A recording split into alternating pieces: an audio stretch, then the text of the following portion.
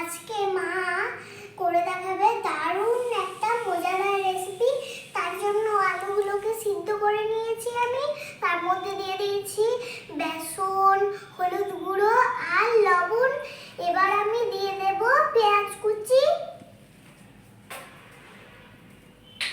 লঙ্কা কুচি।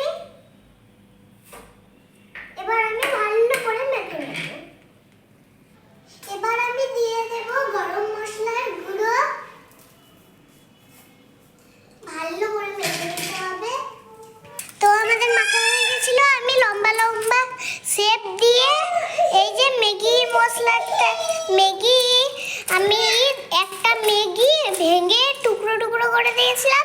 তারপর ওটার মধ্যে ভালো করে ম্যারিনেট করতে হবে আলুটাকে, আর হালকা আছে একদম ভেজে নিতে হবে। এই যে দেখুন বন্ধুরা, কত সুন্দর ভাজা ভাজা হয়েছে।